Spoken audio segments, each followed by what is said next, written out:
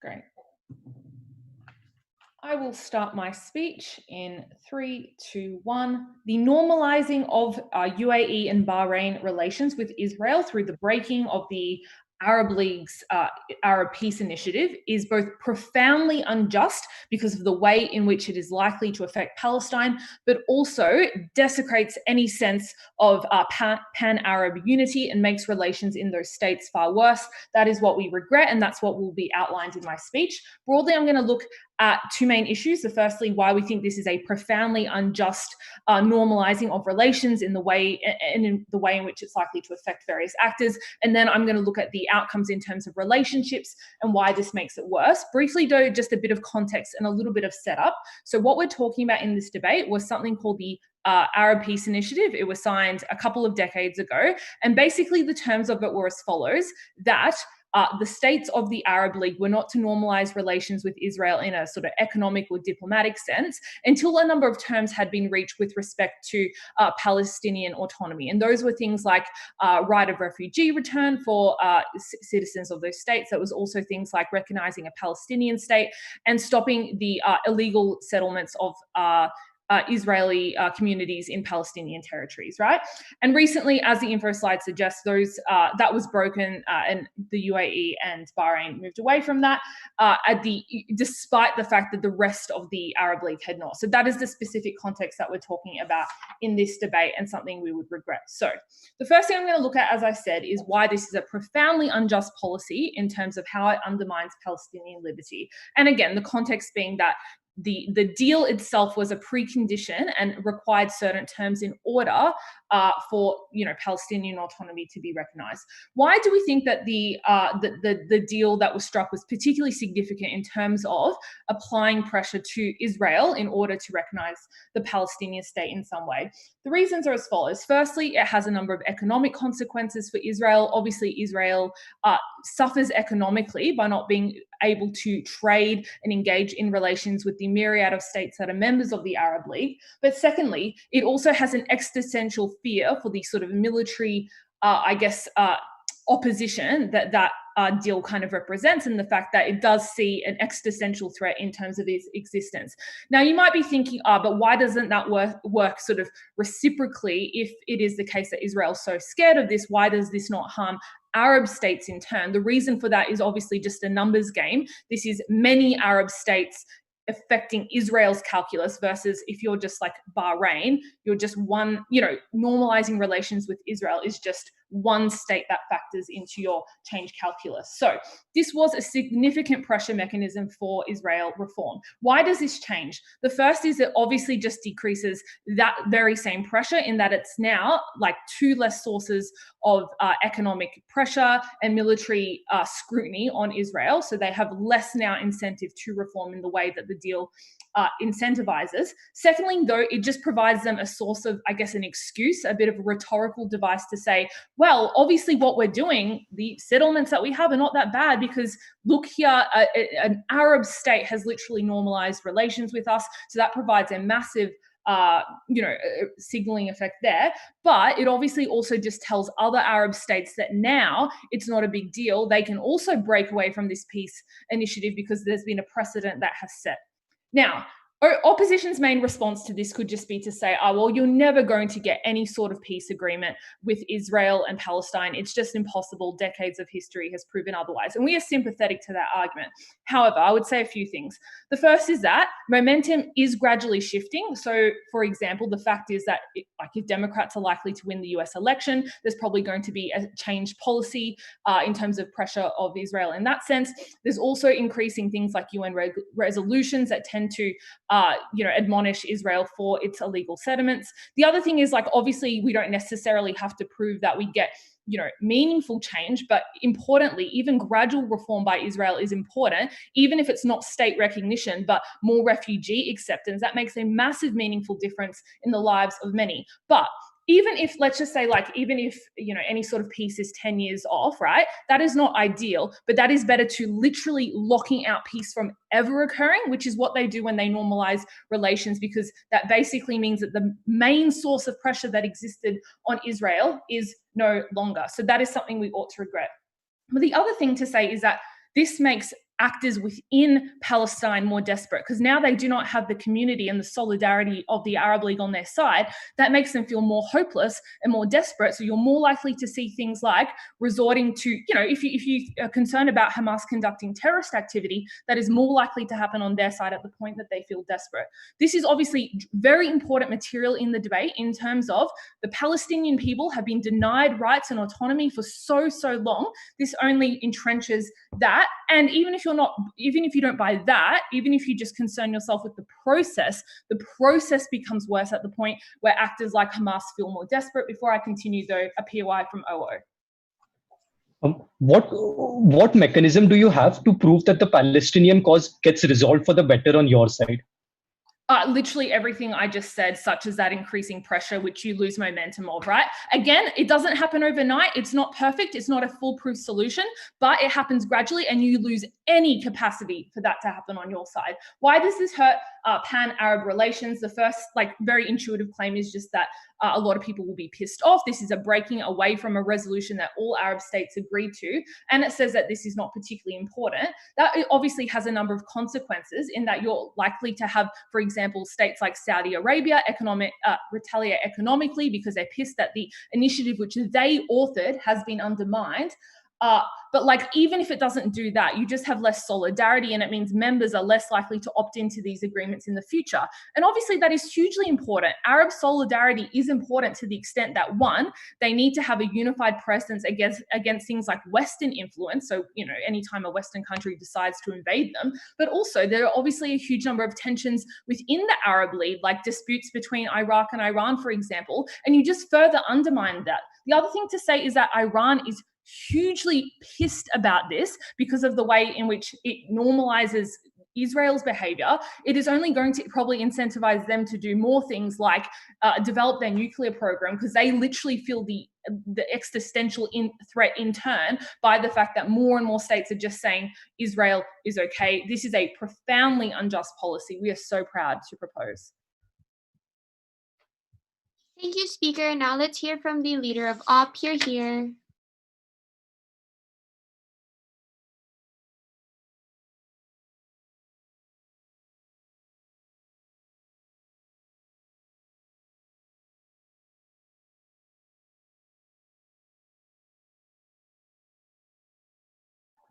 Hello, am I audible?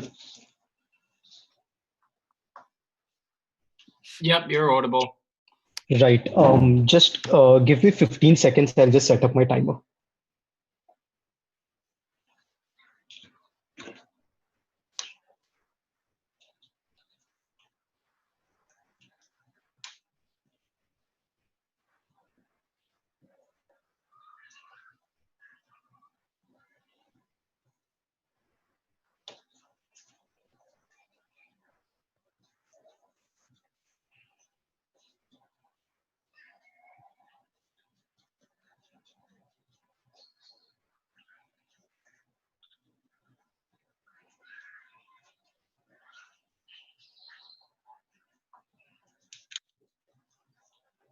I'll begin in 3, 2, 1. Panel, one of the major reasons why this deal was signed was because Arab countries recognized that the Palestinian cause as represented by Hamas is failing currently, right? It's losing massive levels of international support, and associating with the Palestinian cause makes you a pariah within Western liberal democracies. It is this reason why because this is the reason why OG does not have a comparative case, right? Because there is no reason, if this deal wasn't signed, or if this deal wasn't signed, that Arab countries would have any incentive to apply pressure on Palestine. It is OG's burden and GovBench's burden in general to prove why Arab countries have an incentive to pressurize Israelis to say give statehood to Palestine, or say at least give basic rights to those Palestinian citizens. And given that they haven't done so, it is unclear to me why anything changes if this deal hasn't been signed vis-a-vis Palestine. Right? I'll talk more in detail about the Palestinian issue and why it gets better on our side. Secondly, I'll talk about why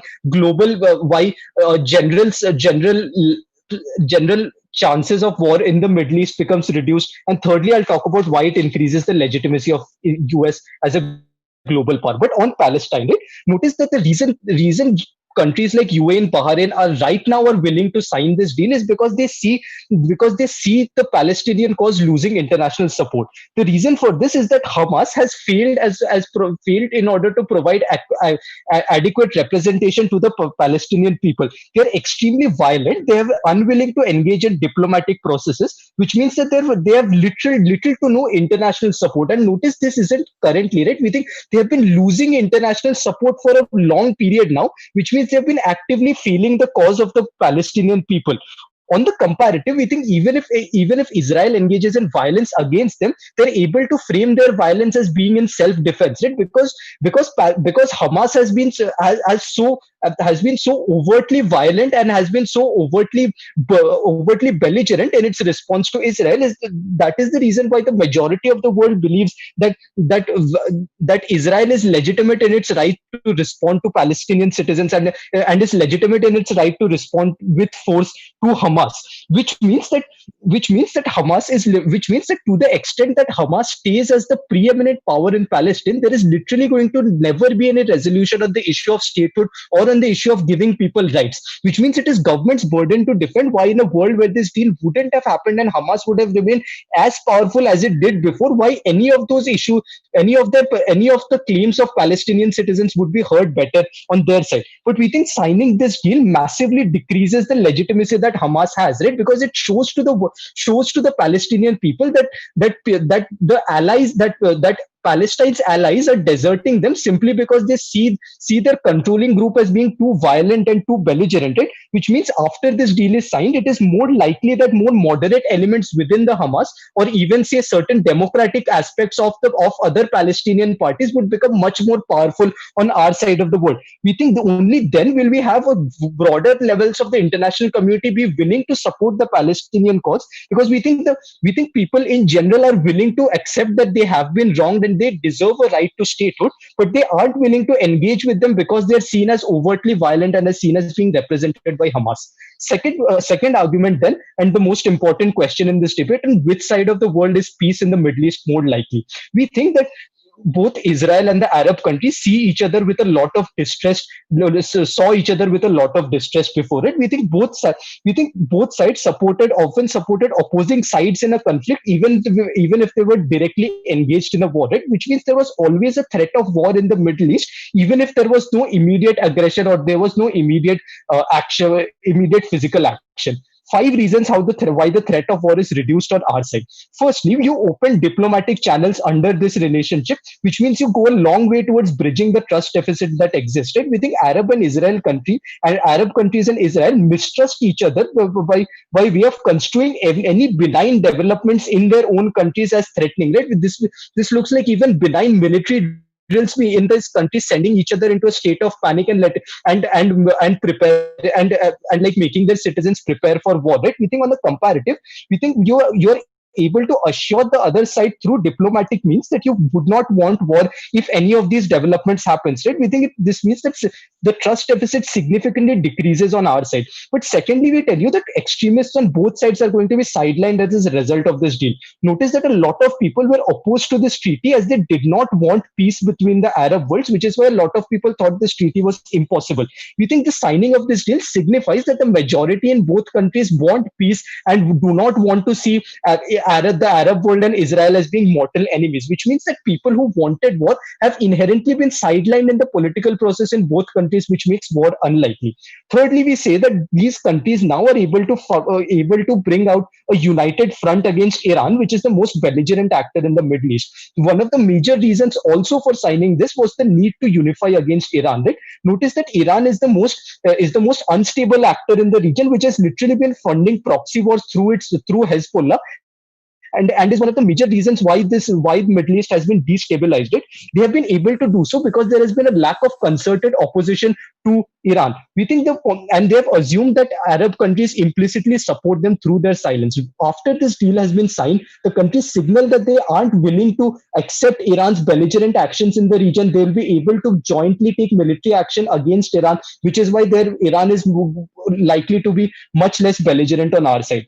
Fourthly, we tell you that economic cooperation makes war unlikely. Right? We think We think trade makes war significantly unlikely because it increases the cost of war significantly. We think trade is likely in this process as well because notice both countries lacks things that the others have, right? For example, UAE lacks the type of sophisticated software technology and security systems that Israel is famous for, while Israel lacks the sort of high amounts of capital that UAE has acquired as a result of its oil wealth, right? We think this means that trade between these two countries is very likely after you sign the deal, which will also decrease the chance of war. Fifth reason is that your countries are just going to feel less threatened, which means they're going to invest less in the military. Right? This is a direct refutation of OG when they say that Israel is now going to develop more nuclear weapons because they feel because for some reason they feel more threatened. Right? We think given that I've already proven to you that the risk of war is significantly less, and Israel sees themselves as making more allies within the region, we think at that point it will see its state of existential threat reduce significantly. At that point, we think the amount of military buildup that these countries engage in and the amount of investment these countries look to do to try to acquire nuclear weapons is going to significantly reduce. And for these reasons, we're proud to propose. Thanks so much, speaker. Now for the DPM, here. So opening opposition lose this debate when they identify Iran as the most dangerous actor in this debate, because Iran is easily the most angry about this move. Like all of their state media, all of their politicians have come out and enormously denounced this move. Their claim is that Iran will now not engage in military action because they have lost the support of the rest of the Arab states. Three responses.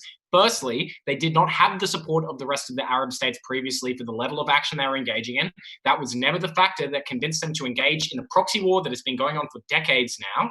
Secondly, if it is true that they have lost the support of the other states, that puts them into a far more desperate position where they need to escalate action in the moment in order to achieve their outcomes. But thirdly, we do not believe it is the case that this loses them the support if that support existed in the first instance, because this represents a move whereby other nations are saying we want to engage in some trade relationships with Israel, not a move that says that Iran shouldn't be able to engage in the military action that they deem to be fit. It is entirely logically consistent with the behavior of Iran to continue in the fashion that they describe. And that is why the first thing I'm going to deal with in this speech is why this hurts pan-Arab peace. Now, the specificity that I'm going to add at deputy here is that the actor that is by far and away the most annoyed by this move is Iran, and they are the most dangerous actor in the debate, and our argument here will comfortably win us this debate. Because Iran is not an actor that has, we might speculate might be pushed over the edge by this move. They're already over the edge. They're already engaging in a proxy war. They're already engaging in a nuclear program. The only thing thus far that has been preventing them from escalating that action even further is the Pan-Arab Initiative, as we explained to you at Jessica, to literally zero response from this opening opposition team.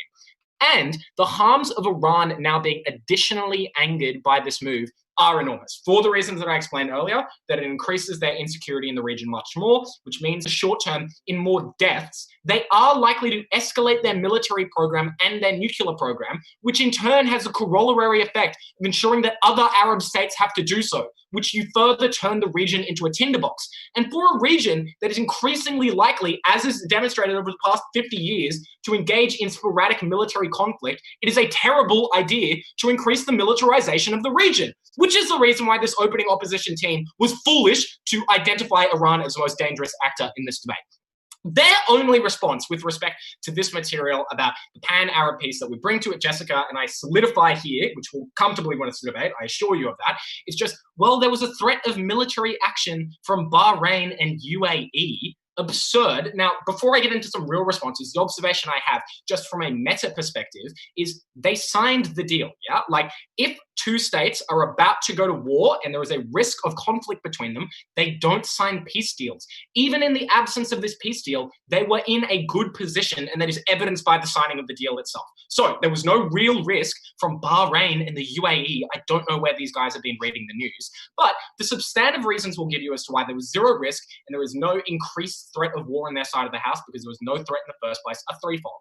Firstly, because of mutually assured destruction between the two parties, right? Like, if they engage in any conflict, they would be fucked, and they don't have the avenues to engage in proxy conflicts like Iran does. Secondly, the threat to any Arab state of getting into conflict with Israel is such that the US would intervene, which would just annihilate them. They would never do that. And thirdly, their only real substantive argument was just, you increase the cost of war. Even if I believe there's existing tensions, the very marginal increase to the cost of war, which is deeply costly anyway, is not a reason to believe that they would not engage in the war. Like, war comes with huge costs. You add 1% more costs onto it, it is not a reason to believe that that war is substantially less likely. This opening opposition team has a lot more work to do on that front. We win the debate on that issue alone, I want to clarify. But let's deal with the principled, important claims we make about Palestine that this team broadly dismisses.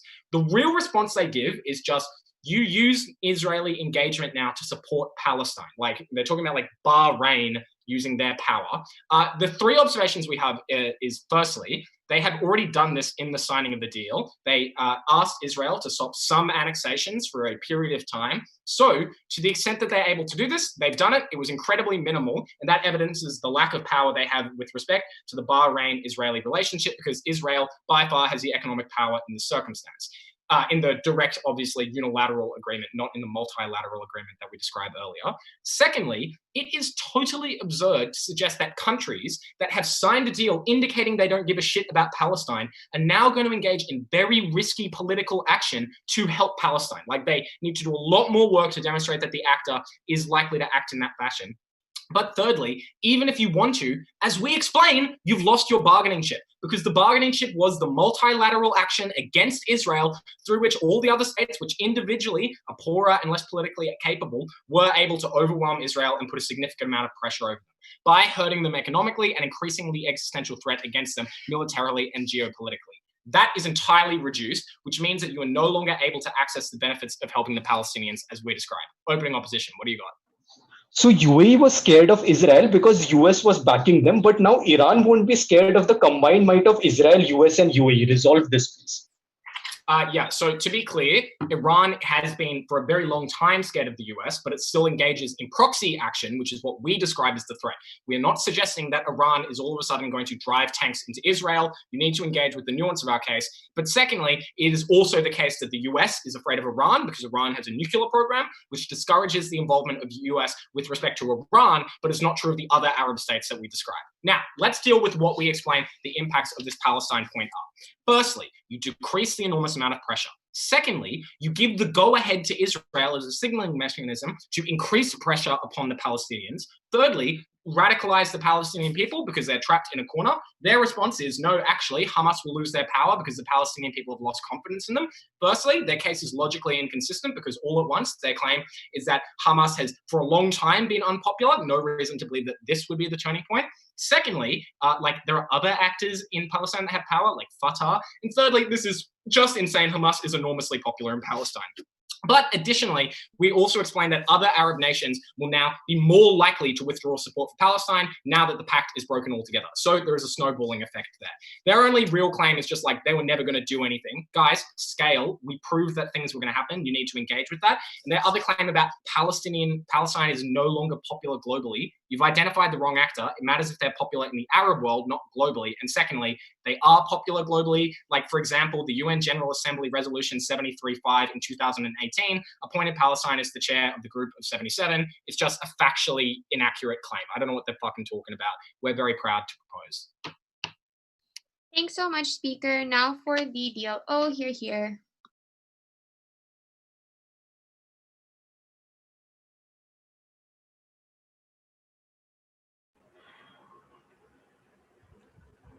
Hello, am I audible? Yeah, you're audible. Yeah, just give me 10 seconds.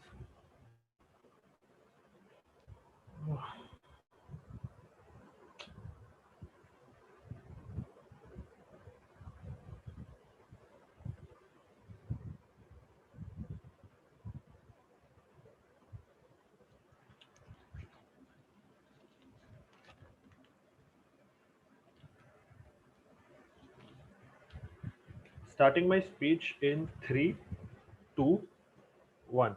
The previous speaker prefaced every single premise by following with the statement that I'll make 3 observations here, but literally none of those observations were beyond assertions and they were just analytically untrue, right? Because we think in the vast majority of the cases, the analysis that opening government relies their case on is this sort of a principled framing that, Palestine becomes much worse off when the some of the Arab countries start siding with the Israel. We are going to firstly completely beat out this premise on Palestine and win that clash. Secondly, I'm going to talk about the pan-Arab solidarity that opening government cared so much about in this debate and show to you why it's just they have just shown zero impact, but at the same time we just think it's extremely ineffective in doing whatever opening government wants them to do. And thirdly, I'll talk about what my partner substantiate on what my partner talked to you about, which is about the chance of wars in the Middle East, and we think why that is the most important issue in terms of keeping a check on Iran, right? So on the Palestine issue, OG says that there is massive international support for the Palestinian cause because the Democrats are siding with them ever. But one of the responses in DPM's speech was that if the Hamas is losing support for a long period of time, there's no reason to believe why this will be the tipping point, right? We think firstly this is just a contradiction, right? And we'll resolve that contradiction for you.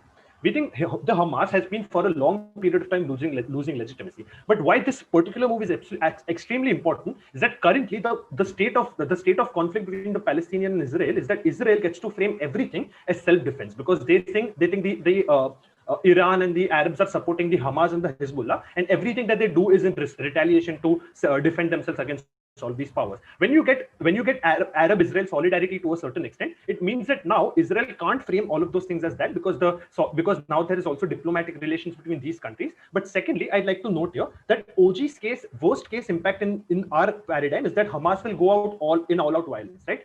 We say that this is the worst case and Hamas will fizzle out, because it will never get local support if it tries to go out in terms of all-out violence. The impact of this argument is that the local support now moves towards more democratic parties within the Palestinian cause, right? The reason why this is a good thing inherently is because we think the Hamas has been extremely misrepresentative of the Palestinian cause to begin with, right? They've always been extremely violent, and none of their even extreme violence has ever led to any positive change for the Palestinian movement to begin with. We agree to opening government that there is massive international sympathy for the Palestinians, but there is absolutely no support for the Palestinians as long as Hamas is in charge, right? That is why we think none of those metrics stand. But they've literally shown to you no reason why this kind of a relationship between Arab and Israel makes Israel go more all out. If their mechanisms of the UN resolutions, etc., are correct, if Israel ever goes more all out, all of those mechanisms even become more strong against Israel, right? That's why there's no reason to structurally believe why this kind of a peace deal makes Israel go more anti-Palestine. But there is definitely structural reason to believe why Hamas will lose leadership and why the Palestinian cause will become more relevant and more democratic in the first place. Secondly, talking about the pan-Arab relations that OG cared about, right? Firstly, OG just shows no importance of this except for linking it back to the Palestinian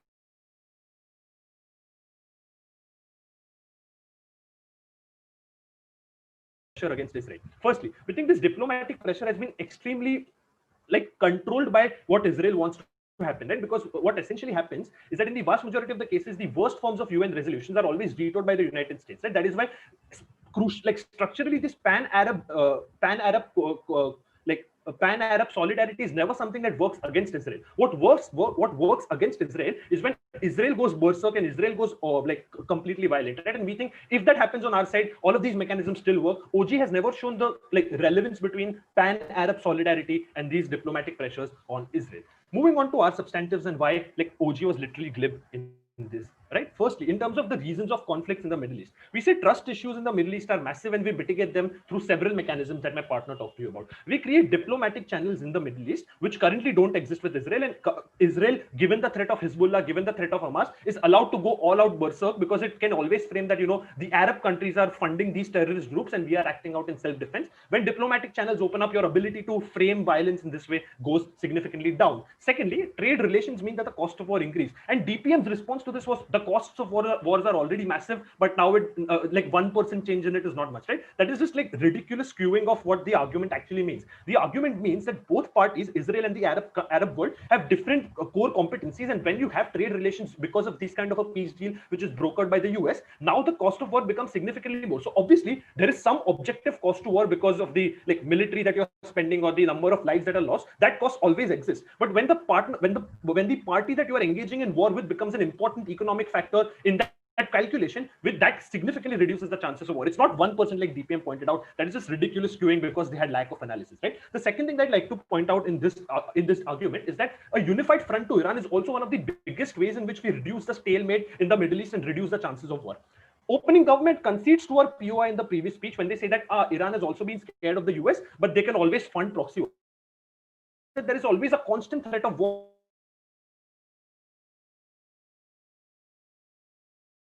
in the US, in the Middle East, right? Because at any point in time, incentive for countries to go all out in terms of war. That's why reducing that possibility of war is inherently a win for our side of the house. DPM concedes that, therefore their case also falls, right? I'll take CG's POI.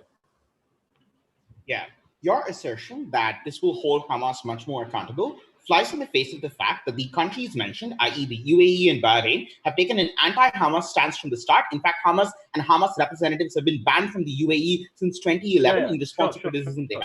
I think you're misrepresenting the argument, right? We are not saying that we are not saying this move, like what I talked about the Hamas was in response to OG, right? Like OG said Hamas will go all out violence if they see more threat towards them. But what we literally said is that even if that happens in the worst case, they just lose complete legitimacy. But like that was basically a response to them, right? In terms of the unified front to Iran, right? OG said Iran will get annoyed as fuck, but that is literally a contradiction. If they say that the threat of the US participating in the war is enough to keep countries in check, Iran is literally much more weaker, and all of those things don't happen. But secondly, they said the Pan-Arab initiative keeps Iran in check. But given that Iran is engaged in so many proxy wars as DPM considered, it's absolutely unclear to me what is the efficacy of this Pan-Arab initiative in keeping Iran in check to begin with, right? Yeah, and like literally his numbers of 100% and 1% apply to this case. If Iran was already 100% berserk, 1% more berserk is something that doesn't work in that particular thing. The second response that they had to this was that if Iran feels more threatened, they'll escalate military and nuclear stuff, right? Firstly, there is no reason to believe that they don't already do it to the maximum possible extent. We think the fact that the fact that some Arab countries now move to and like UAE was already like not a great ally of Iran to begin with. That's why them moving towards Israel is something that's not a reason for Iran to become more berserk. But even if they do, there's literally no reason to like opening government has really shown to you no relevance to this particular like Arab initiative keeping Iran in check to begin with. That's why the end of this debate, even we heard no exclusive of the Pan-Arab initiative to keep anything in check, but we do show to you exclusive benefits of mitigating the threat of war through opening this kind of a diplomatic channel and this kind of a trade channel. We are very proud to oppose. Thanks so much, Speaker. Let's open the closing half of this debate. Member of Gov, here. Yeah.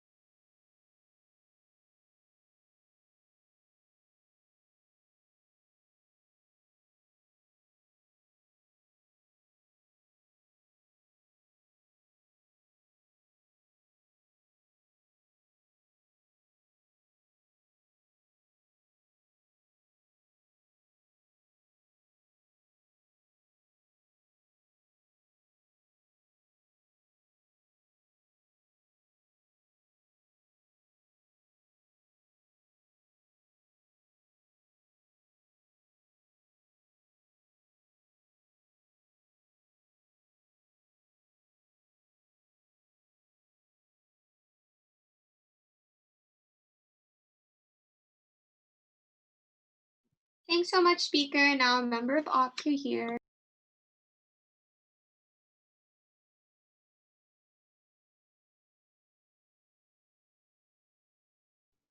Hi, am I audible? Yep. Thanks.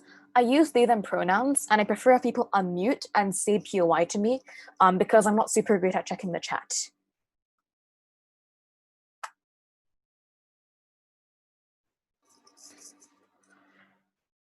There are two main issues in this debate. First, about which side is better able to alleviate the horrible human rights abuses in Palestine, and two, about peace in the Middle East. I'm going to win both of these clashes in my speech, but before that, let's just look at what CG's offered us. One, the idea that Netanyahu gets support, and two, the idea that Iran gets more radical. And again, we'll give you more detailed analysis, which is line by line about why the logic just doesn't work, but I'll just start with some even-if analysis and explain why we don't care. One, even if it is the case that you make Netanyahu stronger, more popular, we're okay with this for the simple reason that Netanyahu has gained support on a platform which includes gaining more peace with Palestine and resolving tensions. And he has to follow through with election promises such as making sure that the deal with the UAE and Bahrain stand, especially because he's trying to forge a new face for himself as a peacekeeper. We think that if that's the case, then he has a strong personal interest in making sure that the deal remains sacrosanct, and therefore they're not going to want to violate in terms of this. We think that keeping to those terms means that they're likely to continue staying out of Palestine. I think that's super, super great. We also think it's great if Netanyahu is in power very simply because he has a very strong line on self-defense. That is to say, I said repeatedly that the point at which Hamas stops launching missiles at Israel is the point at which Israel also lifts sanctions on Gaza. Having Netanyahu be in charge during the process of resolving tensions is super, super great. But then on how Iran becomes more radical. Honestly, I would posit that the reason why Iran is not causing more harm is not because they're not radical enough. I.e., you literally have people in the streets burning American flags and saying death to the other states, for example. We think that the key thing capping Iran's harm is capacity. And that leads me to my first center for today, i.e. how we break the deadlock about tension in the Middle East. I'll also get responses to CG into this. So what we get from the top half is from OG, Iran and Saudi Arabia are really pissed off about this and backlash will happen. From more trade and diplomacy means that there's less of a threat, means that there's less conflict. We think all of this is super, super shallow. So here's what's actually the case that you have less conflict in the Middle East. The first reason is very simply because OG's claim that Iran will freak out and suppose a significant threat is just BS. Because even though they might do some internal posturing and say things to the general public to appease them, they have literally no capacity to fight back. One, they're already in way too many proxy wars that are really, really underfunded right now. They're in so much debt. Their currency is collapsing. Two, it's already uniquely weak, i.e. Qasem Soleimani was killed, and he is the mastermind behind the proxy wars. Three, COVID has massively killed loads of people. Four, they face lots of internal problems, huge youth protests. Five, they've been hit by massive sanctions. And finally, Rouhani is a potential moderating force. For all of these reasons, even if Iran gets pissed off on the gov bench, they're not going to cause any more harm. But two, on counter assertions about conflict in Saudi Arabia, right? So what we've been told is that, so I just don't think it's the case that Saudi Arabia will now become even worse. Very simply because the incentives of Israel, I'm waving my hand, is that Israel cares about security and Saudi Arabia cares about internal stability, i.e. Saudi Arabia is entirely dependent on oil wealth right now. And its primary goal is to transition away from it such that they don't have total economic collapse in a little bit. Therefore, we think it's actually the case that Saudi Arabia will be way more likely to uphold peace in the Middle East on our house. Why is this? Because Saudi Arabia and MBS's main flagship project is a huge tech sector on the Western Bank. What is necessary for this tech sector? There are semiconductors and other pieces of technology that Israel uniquely produces. As such, they would like to strengthen relations with the UAE and have indirect trade with Israel in order to entrench and get these resources. For these reasons, you gradually strengthen relations with Bahrain, UAE, and therefore directly Israel, and the Arab world will in the long term step away from the hostile stance towards Israel for fundamentally pragmatic reasons. Like, they can say things to appease their public, but the actions are going to be to prioritize their own power. For all of these, and finally, on the idea about how Saudi Arabia is really bad and we shouldn't strengthen them, to be clear, it is necessary for us to make sure that Saudi Arabia is able to successfully transition into this kind of better world. Insofar as the point is just depend on tourism in order to depart from its reliance on oil, we think that's the point at which will become more liberal. Okay, Now into our second extension today on why we benefit Israel, Palestine. The main thrust of OG's case is that, well, this is really bad because it screws over Palestine. Note that it's not true that Palestine is on a positive trend, because even if Biden comes to power, the US cannot break diplomatic relations with Israel, which provides key IR strength within the Middle East. The very simple reason why God gets no offense with regards to Israel is because Israel cannot afford to back down under pressure at any cost. It is a mindset of fear because it's surrounded by Arab countries and always needs to respond strongly in order to deter future attacks. That's why whenever Hamas launches a single missile, therefore they always crack down with disproportionate force. Internal politics means that they must always maintain this facade of self-defense. And finally, it has the resources of international alliances, the money to withstand pressure on it, no matter how hard the other Arab countries try to sanction it. So for all of these reasons, you can never force Israel to chill out on Palestine. Right. Therefore, the only avenues for getting Israel to loosen the stance on Israel is to A, de-escalate tensions between Israel and other Arab states such that Israel grants it, or 2, reduce strikes from Hamas to Israel such that Israel is willing to come to so that the two are able to diplomatically resolve the tension. Why do both of these things happen? One, because we think that it's very, very likely that concessions from Israel with regards to Palestine. This is empirically true because part of the deal was that they would suspend their annexation of Palestine and they would lower sanctions on the Gaza Strip. Why does this happen? Because Bahrain and UAE care about Palestine. Internally, the countries sell the narrative of pan-Arab solidarity, even if they care about their personal interests far more. That means that if they turn around and embrace Israel without pressuring for any concessions whatsoever, they'll get pilloried at home. But also, they just sunk costs into it. Therefore, because of this fallacy, they've already they're probably going to want to continue to push for Palestinian rights. So why is it, therefore, that you have concessions to Saudi Arabia from Israel? Very simply because Middle Eastern countries have some degree of leverage over Israel at the point at which they signed this deal. Why does Israel care about this deal? Internally, because Netanyahu's image is reliant, on their image as his image as a foreign peacemaker, which is able to stand up for Israeli interests. But second of all, because we think that the US is currently undergoing elections such that it is very, very important that Israel is able to have stable allegiances in the region just beyond the US. But 3, the rising tensions with Iran, the context with Iran, as it's gaining power in Syria and Lebanon with Hezbollah, normalizing relations with the other countries makes you better able to counter that threat. But finally, Israel just needs these countries, the UAE and Bahrain, as useful allies, insofar as they're crucial sources of potential oil and water. This is mutually exclusive because when there's the house, Middle Eastern countries ostracize Israel, they doubled on Palestine, so on and so forth.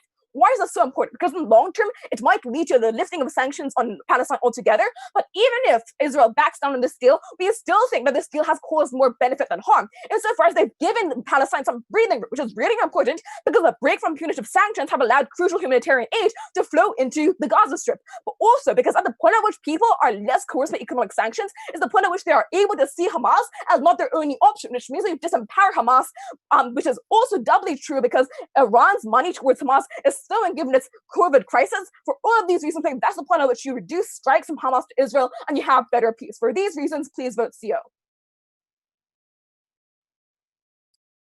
Thank you, Speaker. Now for Gabweb, here.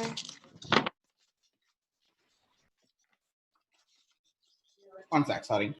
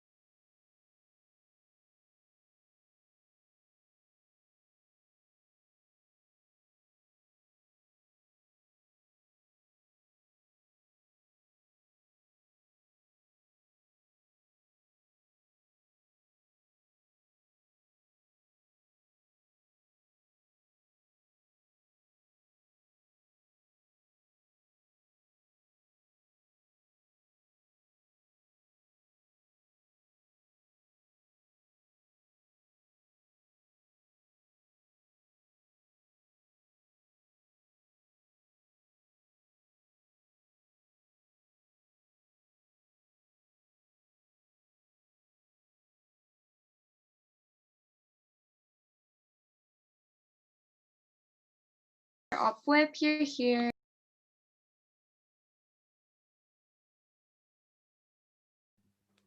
Cool. Let me just.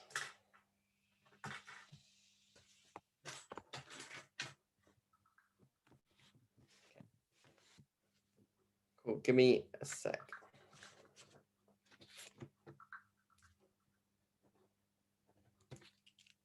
Okay.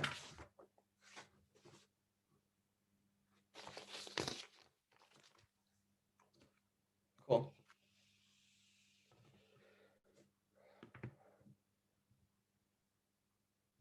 I'll start in 3, 2, 1. I think XK won this debate for a few simple reasons.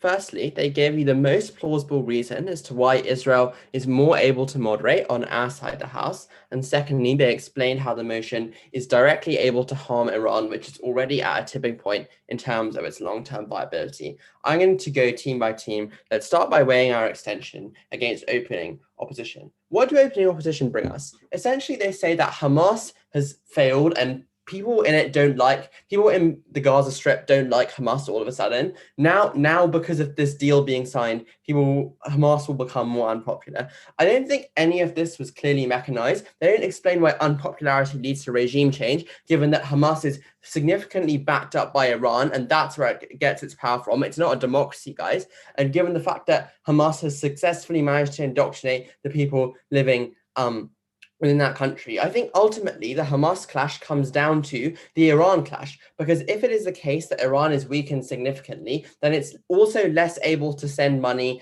and arms and resources to Hamas if it's focusing on its own internal politics, etc. And I think XK provides you the material that wins that Iran clash, because they explicitly explain to you how Iran is uniquely vulnerable at the moment. It's been Qasem Soleimani's been killed. GovWhip tries to say Qasem Soleimani is relevant. He's really not. He's the whole person who orchestrated these proxy wars that Iran has got into. They're facing massive deaths because of COVID, and they're facing like loads and loads of youth protests. We think at the point at which the rest of the Middle East is able to present a unified front, like all of them are able to ally against Iran and cut it off even more, meaning that's only tightening the screw further and pushing it further towards that tipping point, in which case, like, where it gets harmed. So we think that clash ultimately comes down to that. We also think that peace in the Middle East argument, XK also wins that by explaining why Israel has an ability to moderate under this. Okay, let's go into direct refutation, starting off with closing government. Closing government have two extensions. Firstly, that Netanyahu is likely to gain power at the expense of the Blue and White Party, and secondly, explaining why oil prices go up and the West becomes more reliant on Saudi Arabia. Okay, on the first one, on Netanyahu, we think that Netanyahu is probably able to win either way. If the Arab world continues to ignore Israel, then Netanyahu can say he's like the only thing that prevents those countries from invading, and he presents himself as a strongman. If on our side of the house, at least that image is more able to change, because Netanyahu's path to victory changes. Instead of being reliant on the most right-wing coalition in Israel, he's now playing more towards the moderates and saying, look at me, I'm able to make these deals with these states that no one else has done before. And we think that those voters are able to actually hold him to account for this. But also, I just don't see how closing government can present Netanyahu, can present Benny Gantz as this panacea guy who's amazingly liberal, etc. That's not really the case, because even if it's the case that Gantz enters power on their side of the house, the paranoia that exists within Israel, that it's still one state facing off against all of these Arab enemies that surround it completely, still exists. So Benny Gantz is unable to be moderate towards Hamas or towards Palestine to any great extent, because that fear in Israel still exists. And crucially, we're literally seeing this right now with Benny Gantz moving more and more towards the right and actually counting on those voters to support him. Literally, Benny Gantz is an ex-soldier, guys. He's not this left-wing savior who's going to chill out relationships with Palestine. Instead, I think XK provides the uniquely debate-winning material here, because they explain why Israel really needs this deal in terms of both Netanyahu's internal image and the external pressures that Netanyahu, like that Israel faces. So then these countries are able to extract some sort of leverage over Israel. They can actually say that, like, actually maybe you shouldn't harm Palestinians to this great of an extent, and indeed they have, by forcing Netanyahu to concede that he shouldn't annex like Palestine to that great of an, like to force him to concede to stop annexing Palestine. The second extension they told you was about Saudi Arabia being helped. I think Iran getting more extreme. A couple of responses. Firstly, I just don't understand how Iran can possibly get more extreme, given the fact that it is already embroiled in all these proxy wars. It has already started off rebuilding its nuclear power. Like, this was the case beforehand, before these deals were signed. It's unclear as to how it's possible that these things can get worse. I'm not sure what the delta is, given that the situation is already terrible. And also, and that's the same thing for the Saudi Arabia strengthening. Like, the West already sells its arms to Saudi Arabia. The West already buys a lot of its oil from Saudi Arabia. It's like, I'm not sure if it's buying that much for Iran. I just don't think how, like, the situation is already the case where the West is reliant on Saudi Arabia and it's already trying to isolate Iran. I'm not really sure how that changes on their side of the house. Before I go into direct responses on opening government, I'll take a POI from them. So you might be right that Iran's economy is strained, but that doesn't mean they can't use, for example, their existing military equipment to do things like strikes. Surely they do this more likely when they feel the existential pressure we described at OG. No, look, the point specifically is that to some extent that existential pressure already exists on both sides of the house, because Israel isn't suddenly going to be pro-Iran on your side, but also, and crucially importantly, people in Iran are increasingly starting to feel that the opportunity cost of the money they waste on the military can actually be dedicated towards helping their own internal economy. And indeed, that's crucially what those protests that occurred before the COVID lockdown were about. In fact, we think COVID has furthered that view because it's shown just how internally incompetent the Iran government is. Okay, the response against opening government. The first thing opening government say is that pan-Arab solidarity is going to push Israel to concede. I think this is defeated on just a factual observation. This hasn't happened since 1947 when Israel was created. But secondly, I think it's important to note that Netanyahu has won elections based on helping right-wing groups and presenting him as the lone defender of Israel against all these various oppressive actors.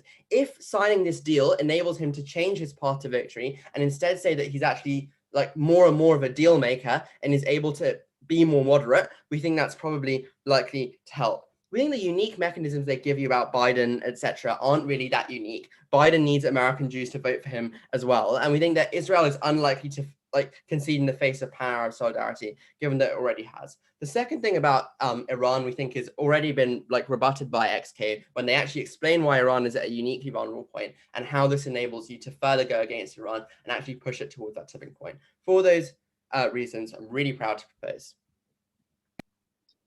Thanks so much, everyone. Virtually across the house, it is just me judging, so you can stay on the call and I will make a sound when I am. Speaking, I joined the meeting afterwards while the opening government was making the speech. So sorry. So is Ignacio here again? Thank you.